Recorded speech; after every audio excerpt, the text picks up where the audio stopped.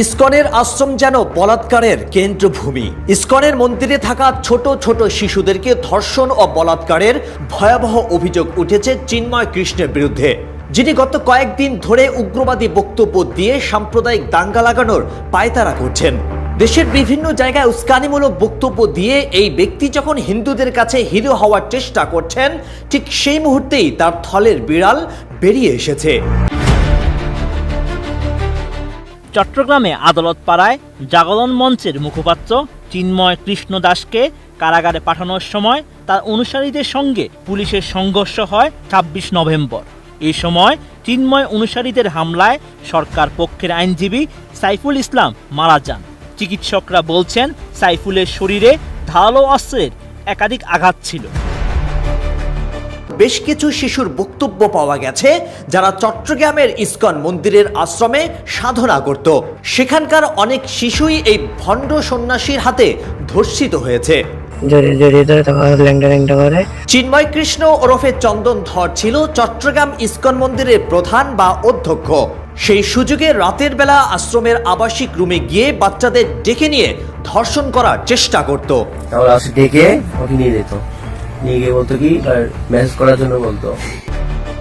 আইনজীবী হত্যার ঘটনার পর থেকেই সামাজিক যোগাযোগ মাধ্যম ফেসবুকে চলছে তুমুল আলোচনা। এতে যুক্ত হয়েছেন উপদেষ্টা থেকে শুরু করে বৈষম্য বিরোধী ছাত্র আন্দোলনের নেতারা, শিবির সভাপতি সহ রাজনৈতিক ব্যক্তিরাও।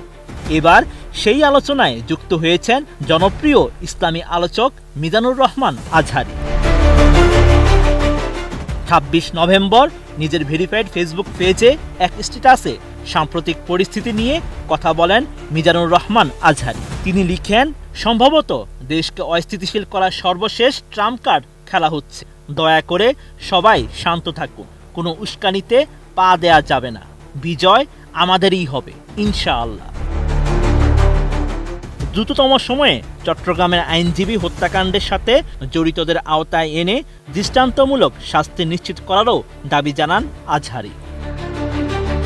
ইতোমধ্যে নানা ধরনের অপরাধ প্রমাণিত হওয়ায় চিন্ময় কৃষ্ণকে ইসকনের দায়িত্ব থেকে বহিষ্কার করা হয়েছে।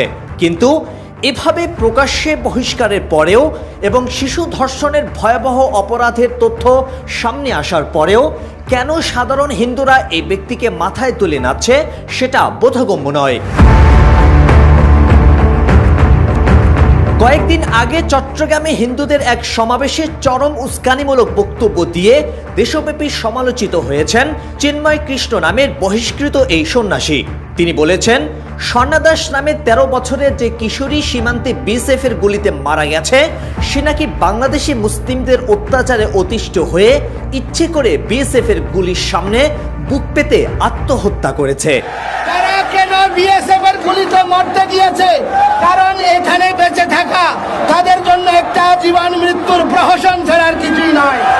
যেখানে বিএসএফ এর গুলিতে স্বজাতীয় হিন্দু নিহত হওয়ার ঘটনার তীব্র প্রতিবাদ করার কথা, সেখানে এই হিন্দু নেতা ঘটনার অপব্যাখ্যা করে ভারতের পক্ষে সাফাই গাইছেন। এদিকে আইনজীবী হত্যার বিচার চেয়েছেন ইসলামিক স্কলার শায়খ আহমদুল্লাহ।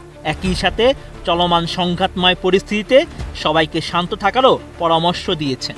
এ বিষয়ে আসুন্নাহ ফাউন্ডেশনের চেয়ারম্যান লিখেন, তরুণ আইনজীবী সাইফুল ইসলামের নৃশংস হত্যাকারীদের দ্রুততার সাথে গ্রেপ্তার ও দৃষ্টান্তমূলক শাস্তি ব্যবস্থা করা সরকারের আশু কর্তব্য।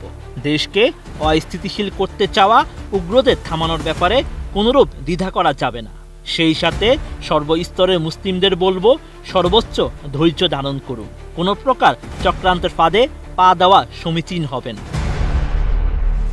যাবতীয় তৎপরতা যাচাই করে অনেকেই আশঙ্কা করছেন এই ব্যক্তি প্রতিবেশী রাষ্ট্রের ইন্ধনে বাংলাদেশে সাম্প্রদায়িক দাঙ্গা ছড়ানোর পায়তারা করছে।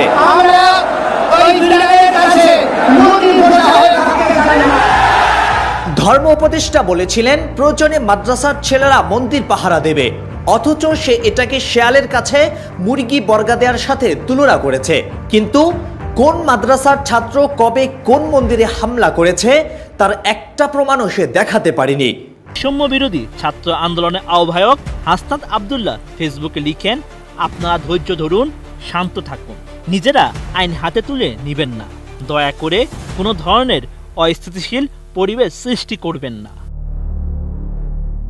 26 নভেম্বর নিজের ভেরিফাইড ফেসবুক পেজে এক স্ট্যাটাসে এসব কথা বলেন হাসনাত আব্দুল্লাহ। তিনি বলেন, আমাদের বাংলাদেশ সাম্প্রদায়িক সম্প্রীতির বাংলাদেশ।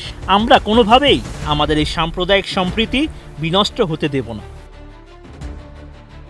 বৈষম্য বিরোধী ছাত্র আন্দোলনের এই আহ্বায়ক আরও বলেন, 5 আগস্টের পর থেকেই একটি মহল উদ্দেশ্য প্রণোদিত হয়ে আমাদের দেশে অরাজকতা সৃষ্টি করার জন্য ক্রমাগত চক্রান্ত করে যাচ্ছে। এ সময় আইনজীবী সাইফুলের হত্যাকারীদের দ্রুত গ্রেপ্তার ও বিচারের দাবি জানিয়ে তিনি বলেন, কোনো নির্দিষ্ট সংগঠন এই হত্যাকাণ্ডে জড়িত থাকলে সেই সংগঠনের বিরুদ্ধেও ব্যবস্থা নিশ্চিত করতে হবে। চিন্ময় কৃষ্ণের মতো উগ্রবাদী ভণ্ড সন্ন্যাসী যারা মন্দিরে আশ্রয় নেওয়া ছোট ছোট শিশুদের ধর্ষণ করে বেড়ায়, এমন সমকামী শিশুকামী ধর্ষকদের কথায় যদি বাংলাদেশের সাধারণ হিন্দুরা উঠবস করে, তাহলে এদেশের হিন্দুদের ভবিষ্যৎ অন্ধকার।